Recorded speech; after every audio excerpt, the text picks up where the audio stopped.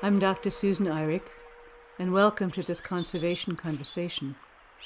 These conversations are designed to contemplate our collective journey together and how best we can find and then maintain our individual paths.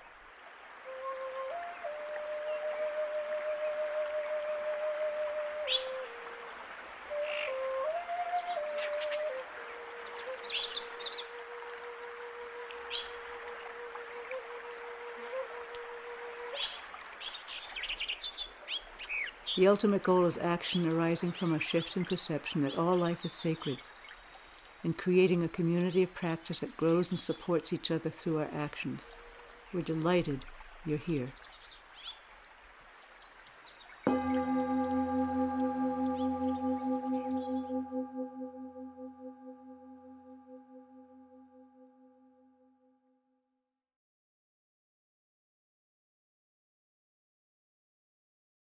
But if fundamentally there were justice, we wouldn't need charity, which is a supposedly kind of a radical idea, and idealistic, but it is true. If there were justice, we wouldn't need charity because everyone would have a fighting chance. So charity is a result of not setting up a system where everybody truly has a chance. So another really interesting thing was an organization called As You Sow, and another one called Aspiration. And basically saying that we are all complicit in the system that's destroying the earth, because almost none of us know what our retirement money is doing. Said we might go and fight against oil and demonstrate, while actually some of our portfolio is put in oil. And that it's actually fairly hard to find out exactly where you're invested. And the organization As You Sow, meaning as you sow, so we shall reap, that almost all of us, really decent, well-meaning people, ultimately are responsible to some degree of what's happening because we're not putting our money carefully, all of it. They said where it should be to help the earth. What's happening when you sleep with your money was one of the questions they asked. They actually talked about a couple of people that our economy is almost like a crime scene, that it was set up 40 years ago, and there's certain books called Dark Money and things like that, that talk about how it was a deliberate effort. Now, as a friend of mine said who was there, these are not conspiracy theorists or far out people, these are business people. But you take it for what it's worth, that ultimately it's a crime scene because think of what's being done to people and the earth in the constant chase of money. There were many people there. Rockefellers talked about the fact that we need a different story for money and a different story for food. And one of the parts of the story is that we invest long-term, not short-term, and that we've never considered what they call externalities. Externalities meaning like, well, what's the cost of doing this business? What's the cost of ripping up something out of the earth? What's the cost of people and the animals? That the model was only for short-term and extractive capitalism, they're calling it. And now have to think and add in what are the external other costs to the earth and other life. A fairly encouraging statement that one person said was that they've seen this pattern. A brilliant guy called Stephen Dolezak, I think he pronounced it, but we can give you all those references. He was utterly brilliant about zero carbon emissions and capitalism, and he was on the World Bank and one of the first investors in Tesla, and a very impressive person. Said that he's seen this pattern over and over and over again, that incumbents fight like hell because they're in their death throes and they're doing their final fight. They're in their last throes. And unfortunately, we are in the situation where it is extractive capitalism and all the old rich white guys are in their final throes of power, which is somewhat comforting. Another person was talking about the idea that the systems are so big and have so much power that individual personal work is important, but it's not enough. It's got to be political. And the idea of creative destruction of our systems, creative destruction. And quoted Mandela as, it always seems impossible until it's done. Another person talked about the idea of it being socially restorative as opposed to socially responsible. Just like if we say sustainable, that's not much of a wonderful thing to aim for. Okay, we're going to sustain things. How about thriving instead of sustaining? Those are things that we talk about here. And their version of it was, it's not good enough to be socially responsible. We should be socially restorative. I really like that idea a lot.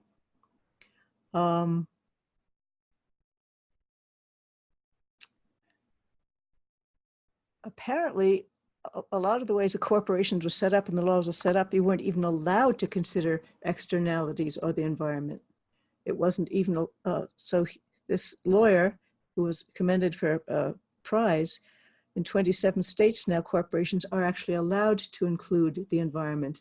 Whether they use it or not is another matter.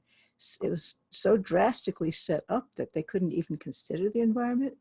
And I would like to add and write to the conference conveners that it's not just a matter of restoring, having the environment in there, but really understanding nature's rights and the value of all life, and have that be put in a charter of any corporation that wants to do that. Another person talked about the idea of the economy just is not an elevator. It can't just constantly go up, up, up, up, up in one way. And that the idea that billionaires should think about losing money, not gaining money, losing perhaps 25 or 50% of their wealth. And what's the point of using money to make more money? And I have references for if any of these things are of particular interest to you, I can give you the names of the companies or the people who talked about them. So that's a quick summary of what I felt from there. Organization with people truly trying to do good. Still not, from my point of view, not enough of a paradigm shift. Trying to do good within the old paradigm, trying to do good while still hanging on to their own wealth. Not enough of a true shift that, as Stephen Dolozak said, if we don't do it collectively and we don't do the major massive shift, we're not going to make it. So it wasn't quite far enough, though I give them tremendous credit for having invited this radical firebrand Anand. Do you know how to pronounce it, Chelsea? His last name? His last name, from what I remember, it's like Gerardus. Anyway, it's the name of the book is Yeah, When We Take Off.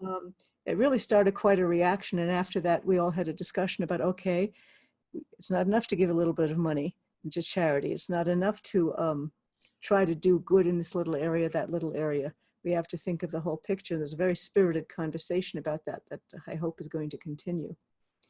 Those are some of the main takeaways I had, other than they really are trying to do good. And a bunch of very vibrant people. So Chelsea, want to share what you got from it? Yeah. So again, and just kind of to reiterate what Susan said, it was really inspiring to just be around so many people with so many resources, willing and looking to, socially and environmentally conscious alternatives and ways of doing business, and the ways that they were trying to, and successfully in a lot of ways, incorporate indigenous wisdom and the sacred economy, and talking about even evaluating, looking at themselves, holding up a mirror and evaluating whether or not social impact investing was perpetuating the issue of capitalism. As Susan kind of mentioned, with this like pseudo philanthropy that can be present here in the United States, just a way to kind of cover up what businesses are doing, so they give back to charity. But the fact that they were willing to, bring that in, and then also look into ways to improve the systems and shift the paradigm was really inspiring. And in a way that, having always have worked in the nonprofit sector, I'd always kind of just, put the private sector off as being capitalistic and like driving that economic and political system. And so to know and to have hope that there are people within the private sector really working to do good in the world was really inspiring, as I said. And so kind of some big takeaways that I got from the conference were what was called the word, so sacred work and sacred economy came up a lot throughout the workshops I went through. And specifically, so like, what does it mean to do the sacred work? And I went to a conference given by Naropa faculty. Naropa is a private university in Boulder that I recommend looking up if you haven't heard of it. And they talked, the conference was called Well-Being in an Unwell World. And it talked about how we can do our sacred work in this time of, unrest and challenge. And it kind of recognized the challenges of it. A quote I wrote down was, how do we sense our own well-being when it is a moving target? So on any given day, well-being for ourselves, for the world, for the work we're doing can be this shifting thing. And so how do we find well-being? And I think accepting that it is this kind of amorphous thing from day to day, while also maintaining, your why and your purpose within your sacred work, but being flexible. Another thing in a practice they were saying is really great to do, as someone in business or as a leader, as a thought leader, is who are we when all of our labels are removed? What are we left with? When we take away the scientist, the daughter, the, environmentalist, what are we left with of who we are, and how can we channel our deepest selves to then put into our work and doing our sacred work? And then, a lot of concepts that we actually talk about here in these conversations, how deep listening can really allow us to get into our sacred work, and talked about specifically 4 levels of deep listening and different practices we can incorporate into our own business and into our own relationships to make them authentic, and how important ritual can be, because it offers risk and trust between your kind of community, whether that be in the for-profit world or nonprofit world. So yeah, just like different systems of well-being, evaluating, organizational, relational, individual, and community, and how important it is to really evaluate the moving targets of well-being, within each of those, to then identify how we can kind of do our best work. And then the other topic that came up a lot was the sacred economy. And the actual workshop I went to, I felt like didn't quite do it justice. Having been exposed to the topic and having discussed, Charles Eisenstein and sacred economics, and him kind of breaking down what it would actually look like within capitalism to practice sacred economics and putting people over profit. But I noticed that topic, whether explicitly mentioned within this conference or just consistently kind of the idea was come about, was that how we have this, paradigm shift that we always talk about here within Earthfire, this reordering of ideals, specifically the last 2 conversations. How do we prioritize things that put the environment and social justice first, in the same sense of how we currently prioritize economic gain or political power? And yeah, I think a topic that kind of came up with that is this idea of flourishing productivity, and that in order to really see the sacred economy at work within our own lives, how it does take the personal work of reordering and reshifting our priorities into what's called true materialism, rather than this kind of materialism that most of the world practices, which is just, buy products and use them and then throw them away and keep getting new ones, where true materialism is truly honoring and valuing the things we have in our life, and using it for as long as possible, and putting that sacredness into it, and honoring where it came from, and yeah, so just kind of reordering our consumerism, to put the earth and people, so environmental and social justice, on top of economic and political values. So yeah, those were the main things that kind of came up. If Susan, you don't have anything to add, we can open it up for conversation. I always have things to add. So Joanna, in terms of language, I thought you'd be interested in the idea of socially responsible versus socially restorative. And again, talking about the environment and the earth and how we can begin to change that language, which I've not discovered yet. So I'd love your input on that if it interests you. One other comment that I forgot to make was there were quite a few Indigenous people there. They were honored well. And I went up to one of them, who's Una Chaplin, who is the granddaughter of Charlie Chaplin, but one of her grandmothers was a native woman from Chile, Indigenous person from Chile, so she's very connected with that. And I had a nice chat with her and talked about how she and I might be able to talk about trying to incorporate Indigenous wisdom more. And she said something really interesting. She said the Indigenous people don't have the answer either. They're trying in their way, and there's tremendous values, of course, there. But we're all going to have to find a way in this new world. And we can't go back to the Indigenous ways as counting on them to save us. So those are my additions. And now I'd love to hear from you guys, you ladies, women, whatever.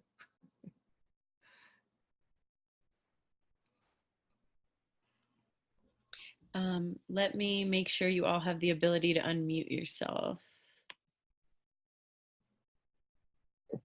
Okay. You should have that ability now.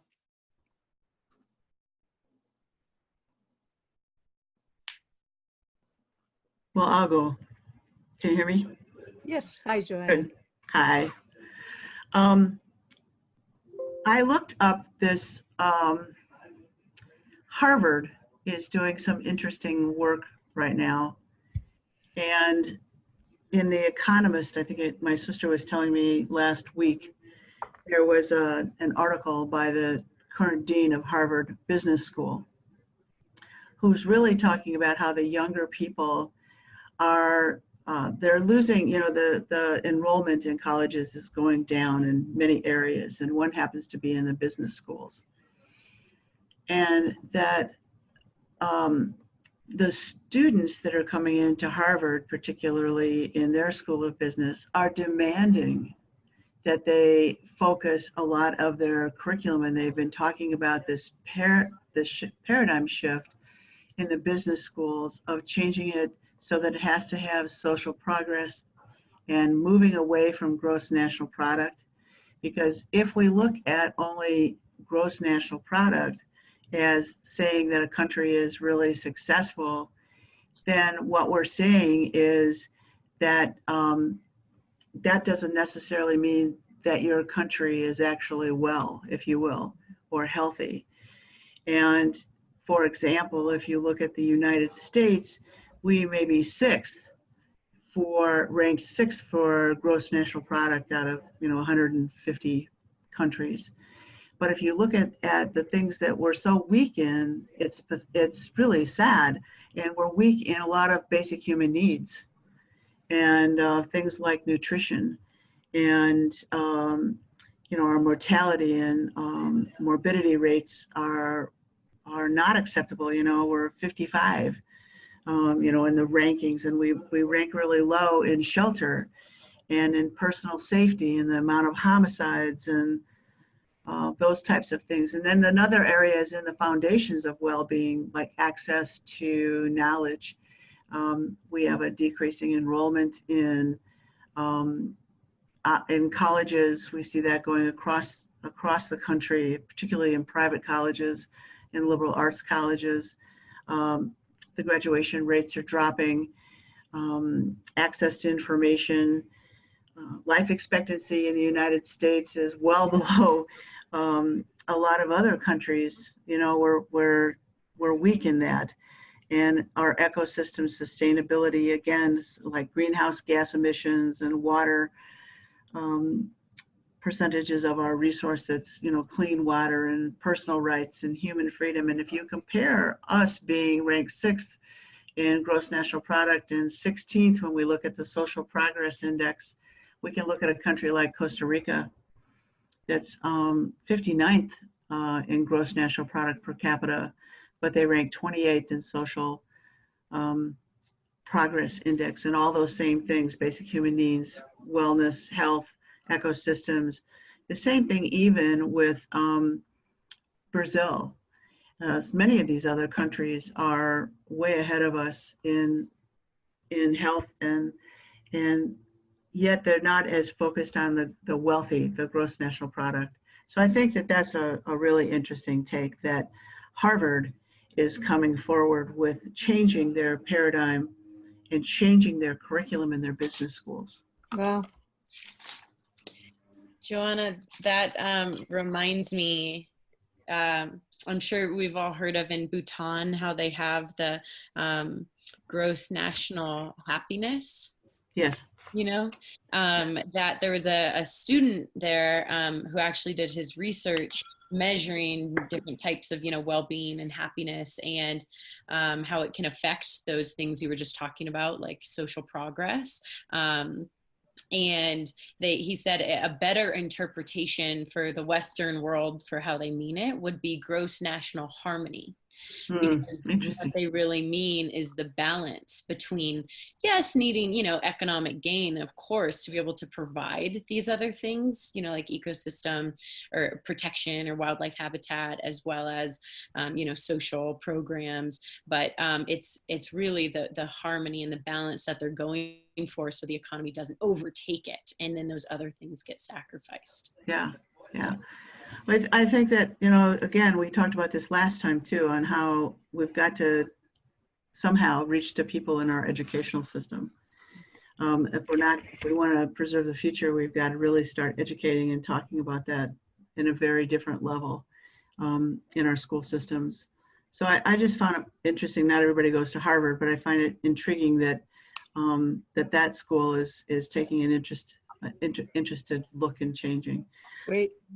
And Susan, I thought this thing about, I wrote it down too, social restoration or restorative socially versus social responsibility or sustainability is a really interesting concept.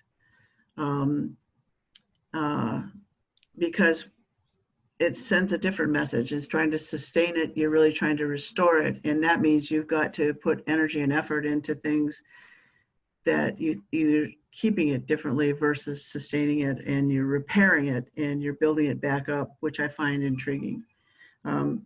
That's a fascinating concept, and I'm going to look into more of that. I wrote it down here. I thought of you as soon as I heard it. Thank you. That's cool. I would also just add to look up regenerative. That was the term I heard around a lot, that sustainability, like Susan was saying, isn't enough anymore. It's that we need a regenerative economy or regenerative businesses. And there's a lot of businesses who are talking about what that truly means to be regenerative. Mm-hmm. And regenerative agriculture was a big thing too. Yes. The movements are there. It's a question of how fast, how wide, and how much against the enormous forces of the large corporations. But the movements are there. Marta, you're nodding. Would you like to talk?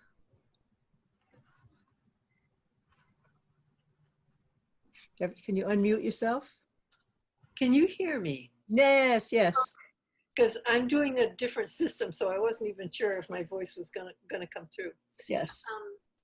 Yeah, Joanna, what you said about Harvard made me so happy, because I have a hard time believing that anybody that has a lot of money is going to think about making less instead of making more. And the very idea that kids are coming into the business school there and wanting a different situation than the status quo, that made me really happy. Another thing that's really made me happy recently is Greta Thunberg. I think that's how you pronounce her last name. Because that young woman is fearless and she's having an enormous impact. And because she's so young, she's really motivating the young people. Mm-hmm. And it thrills me because I tend to have a very skeptical, cynical view of the way things have been going. I mean, it's just, I've been discouraged to the point where I just don't even want to deal with it. I'd rather sit outside and commune with nature and keep my peace that way, because I'm doing everything that I can individually, but the forces against us are so enormous. The agribusiness, the pharmaceutical. I mean, I was out for a walk this morning. I was just enjoying the fact that I live in the mountains, and then it just came into my mind, they're just like cutting tops off of mountains. They're like just cutting complete forests down for what? You know, for oil or for, it just drives me crazy, and it's really hard not to get discouraged. So I don't know if I have all that much to add to this conversation, but I just want to hear that people want to change it. So maybe I'll think of something else to say later on, but I just want to listen. Thank you.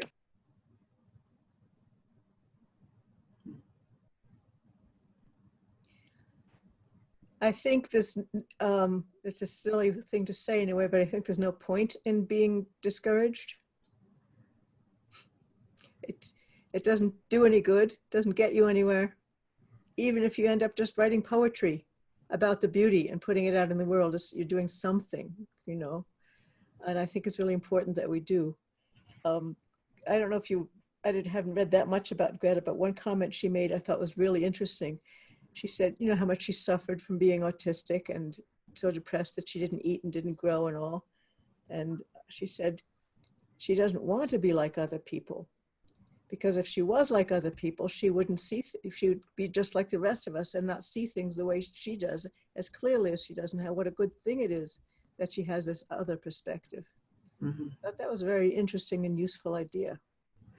You know, the outsiders are the ones who are going to help lead us in some ways. Yeah.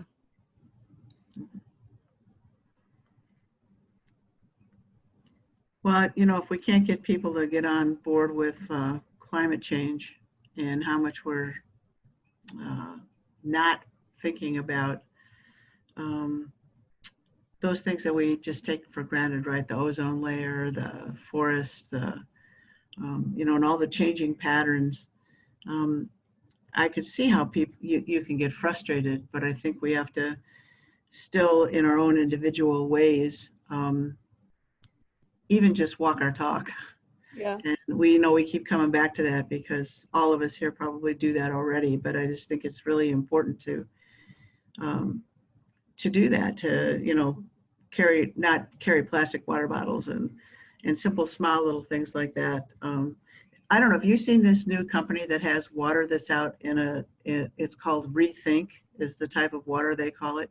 Mm-mm. And I was really encouraged. I was at one of the grocery stores here in town, and there's this whole plethora of plastic bottles, and it says Rethink, and you look at it and it's water, and it's packaged in a container, the wax containers like that milk comes in, or that, you know, whipping cream or something comes in, so that it can be easily recycled, and it wasn't made using oil, and it wasn't made using other things. So for people who don't want to carry, you know, metal things to carry their water around in, or it's you can still be conscious, even though it's going to put garbage out there, but at least that's garbage that can be burned or easily recycled. Mm. And I thought that was just kind of an interesting shift. And I'll be interested to see how long it stays on the shelf.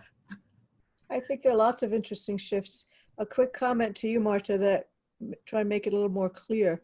If we have depressed or discouraged energy, that energy goes out into the world and other people feel it and get discouraged. If you do anything at all, like plant more seeds in your garden, or I said, write poetry, anything at all, things that are within your interest, Marta. You know, writing about that experience of walking down the road and seeing this bush that you spoke about a while ago. That's adding something of positive energy and it's going to make you feel better. So I think it's really in nobody's best interest for us to be discouraged, personally or other than that. If someone wants to make a comment, but Jean Hansen, would you like to speak?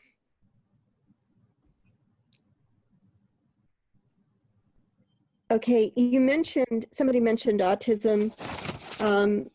I am in mental health facilities as an attorney, and I pick up assignments from various judges. And it's been interesting for me to come to realize that people are now more openly agreeing that the system that we have in place does not work with all the pharmacy drugs. But we're really not geared up to be able to shift that from a how do we cure to how do we heal. And when we do the shift into healing, it opens up the door to additional medical systems and to work compatibly, interestingly enough, with allopathic MD-DO medicine. Now, I don't want to get too techie on us, but you know, within the MD-DO medicine system, we have arisen in the last roughly 20, 25 years, integrative medicine. And if you look up, if you pass your board for integrative medicine, you have to acknowledge that there's 5 additional whole medical systems. So why am I bringing this up? Because that shows us a little tweaky thing right there where at least newness, global newness, is moving into an existing system. Now, the legal system doesn't really know how to work with that yet, though. I will say that. And I could talk much longer on that, but I don't want to focus on it. I'm doing a PowerPoint on 5G at the request of the professor of the school that I attend. I graduated from the Institute of Natural Health Science. It's located in Farmington Hills, Michigan. And we're learning techniques to be able to map, if you will, the vibrational change within us, which also would mean, I don't know why it can't be applied to animals. Can be. Yep. And it would be great. I've been actually cold calling into Apple, and I've been seeing too many kids, students walking into school. My daughter's 16. Walking into school, the cell phone's in the pocket, the phone up to the ear. And I know that there's a lot of electromagnetic pollution. And I now am cognizant of what electromagnetic pollution starts looking like vibrationally. And I'm very, very concerned for the animals.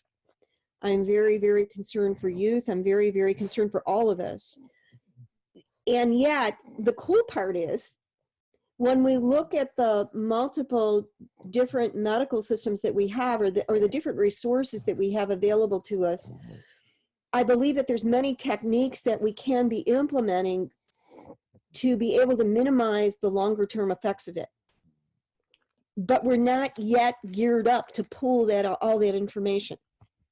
So step one is acknowledging it exists. If you go into an Apple store like I did the other day, most of the employees aren't even focused on it.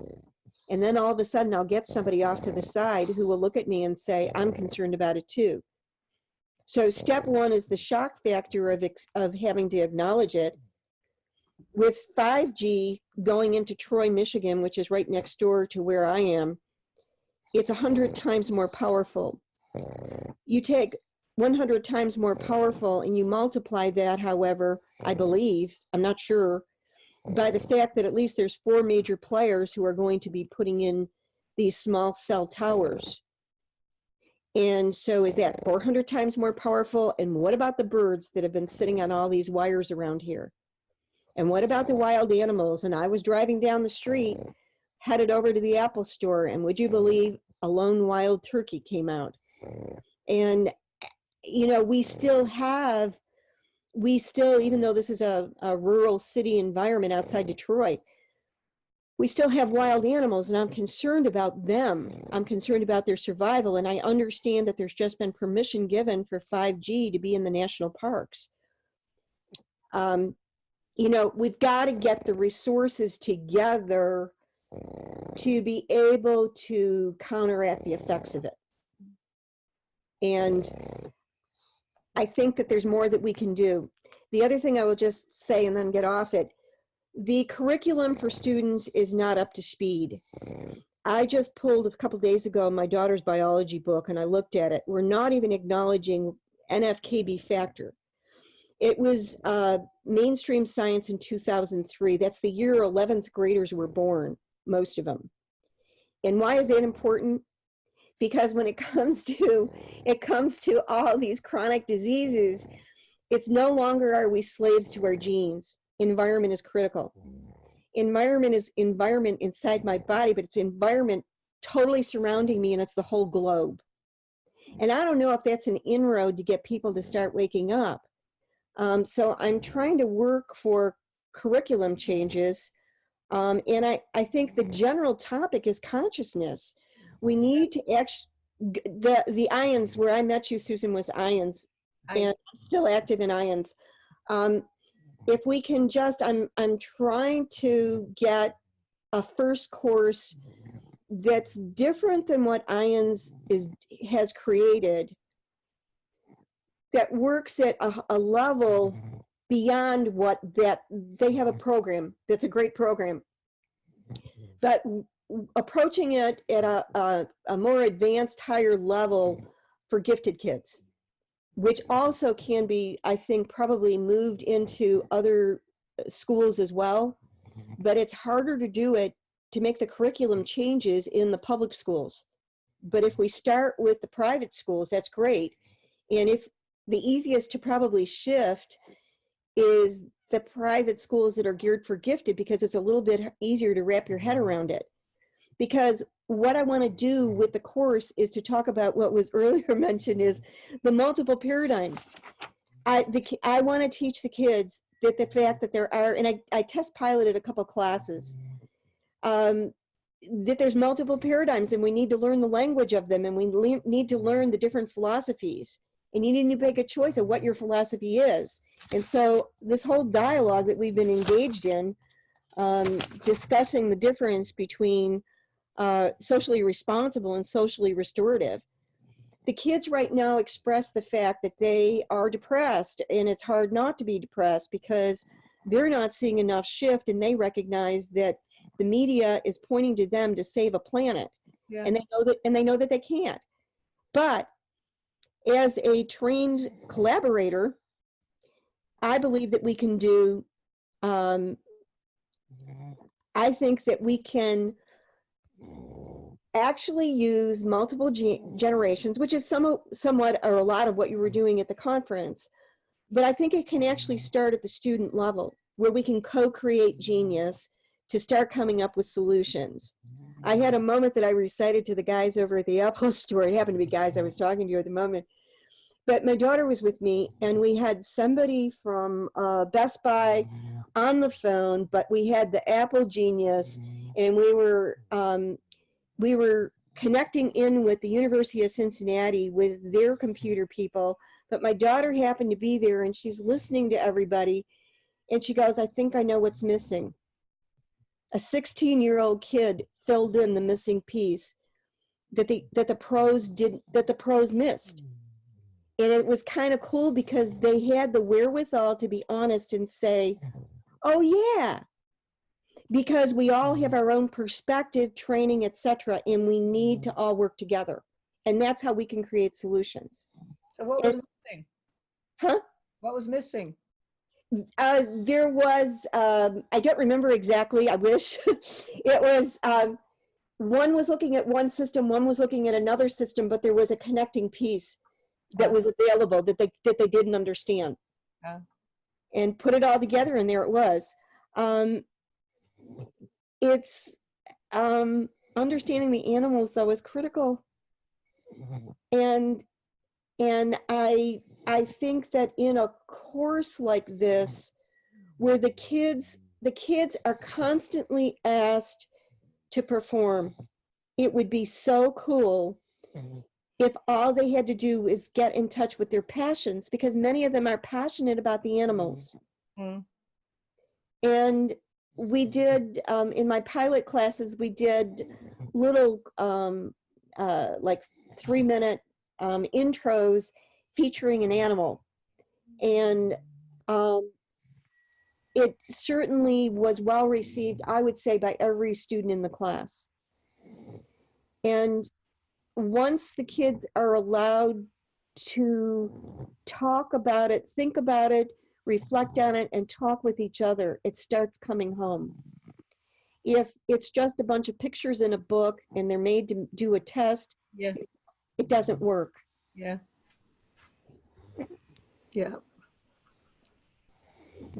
Other people want to respond? I had a question for Jean, but you guys respond to her.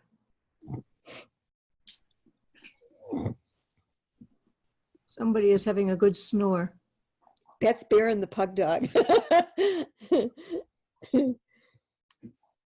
Until someone has a question, I'd be interested in just a quick listing, if you could, of the 5 systems. I think it's so important that kids know there's an alternative to our medical system and an alternative in general to traditional thinking. But what are the 5 systems? Oh, I knew you'd ask. Oh, it's homeopathic, naturopathic, Ayurvedic, like traditional Indians, and I always forget the 5th. And I will be glad to shoot you an email so you can include it in some material. And I'm so afraid to kind of go online right now and flip into it because I'll lose you. Oh, that's fine. Yeah, that's fine. And yeah, just feel free to email me any material and resources you have, and I can send out that to everyone.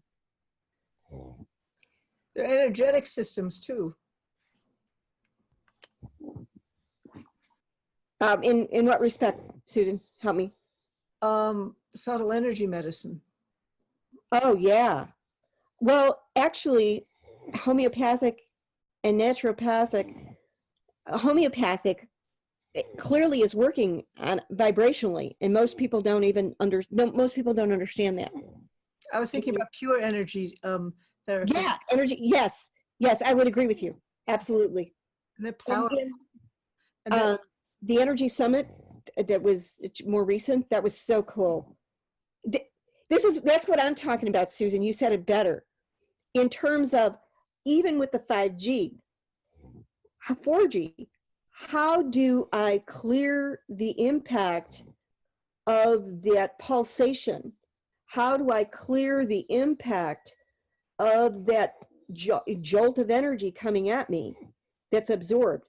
And we need to get that out. We need to make that known, I think. My concern is yours, is the animals don't have a fighting chance. And it's just morally horrible for us to be doing this to other life when they don't have a choice, just so we can have faster information, which we don't really use anyway. But I hadn't heard that they've approved it in national parks. I think we should put as much energy as we can, those of us who are oriented that way, just trying to get that undone. That's what I heard. Why do we need 5G in national parks? Susan, there is a local movement going on for this out of Jackson as well. People who are kind of working in this realm and trying to, yeah, as you were talking about, Jean, do a lot more research into the actual effects because we just don't know.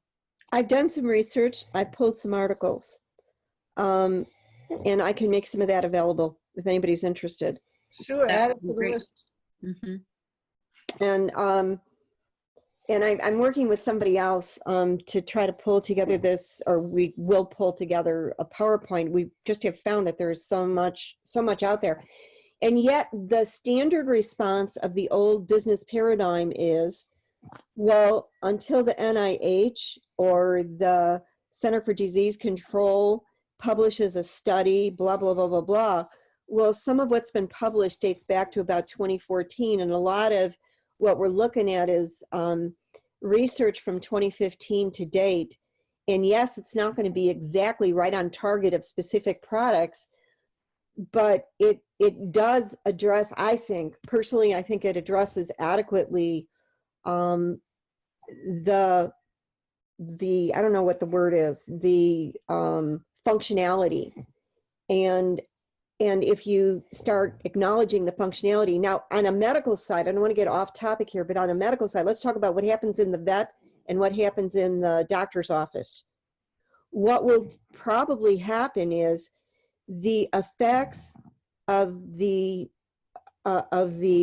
energy will not be written up as being exactly that. And at least in a standard medical system, what typically happens is we have to feel lousy long enough, and it has to take enough of a toll, is the typical system, so that we get a disease label that for insurance purposes can be written up. And that will then be probably reflective of one of multiple, I'm guessing, I don't have the medical training to say this with definitiveness, but I would expect that it would come in as one of a number of different chronic diseases. But I'm not aware that there is a label, a disease diagnostic code in allopathic medicine that relates to electromagnetic pollution, if you will. Not yet. And, no, and the same thing must be for the vets, I would think. Yeah, we're getting closer to the end, and I found your information fascinating, Jean. I just want to make sure that Marta or Joanna don't have things to add to all of this. So you're on the spot, both of you. I think the fifth one was acupuncture. Yes, that's it. Thank you very much. Yeah. That's it. I think there's other types too. You know, we have to think about mind body besides just energy therapies, and we have body manipulation therapies, and you know, there's so many other kinds of medical systems that are really out there. And I think that I am in healthcare, and I find that more and more and more healthcare is actually looking at alternatives rather than just, you know, allopathic straight Western medicine. So I frankly have been in healthcare for 40 years, and I am really, I think we've got a long way to go, but I am very encouraged when I look at how many possibilities are really out there. There's a lot of HMOs that are paying for a lot of alternative therapies. And I broke my foot a couple months ago, and rather than pain medication, it was suggested that I use this bone healing ointment that had 16 different Chinese herbs in it, and it actually worked. It was really wonderful, and I was really amazed that that came from an allopathic physician. So I just want to throw that out there. From my perspective, we got a long way to go, but we have come an immense amount in just the time that I've been practicing. So I think we're making a lot of moves in that front. Although there's a lot of frustration too, I know. There's seismic shifts taking place in our awareness. Yeah, huge. In every field. But people are coming in asking for it. And that just kind of goes back to what I was saying in the beginning. Students are coming in asking for different things. And patients are coming in and saying, you know, you've got to give me something besides that because I don't want to put that in my body. And I think that can be, back to, you know, Marta, can be encouraging that people are speaking up for what they want. I can add something to this whole medical thing too, because within the last year, I became certified as a personal trainer. And as in my study to get my certification, and ever since, I've just studied all kinds of medical literature, anatomy, physiology, all kinds of stuff. And so with each client that I work with, I find out, to begin with, I find out what their health history is and any pills that they're taking. And what I have learned from many courses that I've already been taking is that exercise itself, there was one statement that I read in an article from the American College of Sports Medicine, which is, if exercise could be put in a pill, it would be the most beneficial and most frequently prescribed medication, bar none. And what I'm seeing with my clients is just wonderful, because I'm primarily working with older people because I am older, and so it makes a whole lot of sense. And I see people just getting stronger, and you know, I work with them on balance and flexibility so that we can prevent falls that lead to a decline in health and broken bones. And we can prevent, actually just today started another course in Alzheimer's and how that can be held back, sometimes turned around with exercise.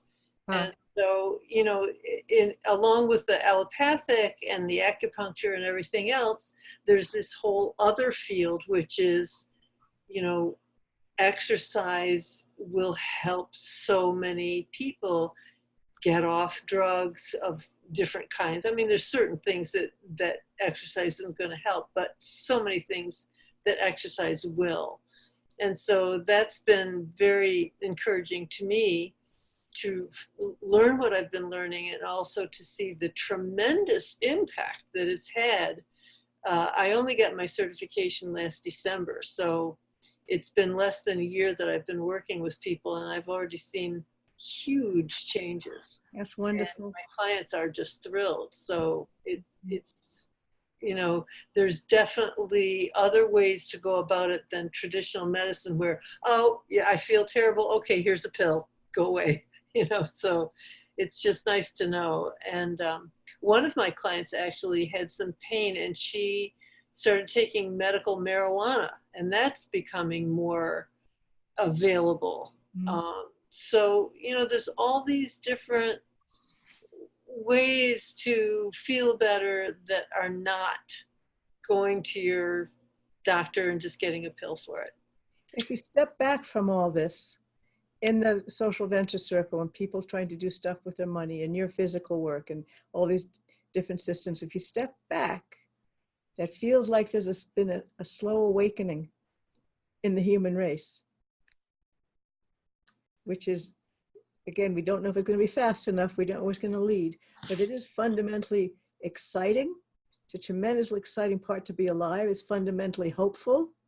And even if we don't make it, at least we'll be more awake when we die as a species, if you will. But it's a very, we'll have contributed that growth, if you will, to the universal wisdom. And I just find that very exciting and hopeful, and something well worth working with in however we can. So I think we're at the end, Chelsea, no? Yes, we are. Thank you all. This was really, really wonderful. And I feel like we were able to tap on so many things, within the different systems, and how, again, big picture, these paradigm shifts that are occurring, and how we each individually can help encourage them to continue to occur. So thank you all for your participation tonight. We so look forward to these every month, and we really appreciate your presence. A little update for our next month. Susan, correct me if I'm wrong, but I believe we are not doing a conservation conversation, because we will be doing a Council of All Beings. So, and that's 2 Wednesdays out of the month. So it will be December 11th and December 18th. And Not that is December 18th and December 11th, and 11th. Okay. 2 Wednesdays. And that I will send out information. So definitely join our newsletter if you are not, and that's the best way to stay updated. And lastly, your participation and your donations help us continue these for free. So we do appreciate that as well, so we can continue to offer them in that manner. But we hope to see you in our Council of All Beings, and if not, in the new year. So thank you all. Lovely to see you, Joanna and Marta. Mm. Enjoyed it. Yeah. And thank you. Thank you all. Bye-bye. Bye.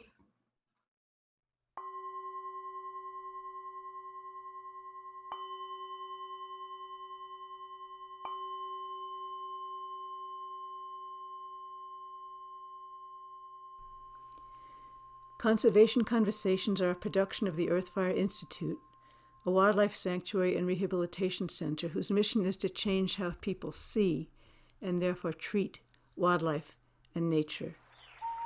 Join us as we work toward becoming a committed and supportive community of all beings. Earthfire depends on your donations to continue these conversations. You can donate at our website, www.earthfireinstitute.org. The soundscapes are by Wild Sanctuary Presents, Bernie Krause and Philip Arberg. Thank you for listening. Please join us for these monthly conversations.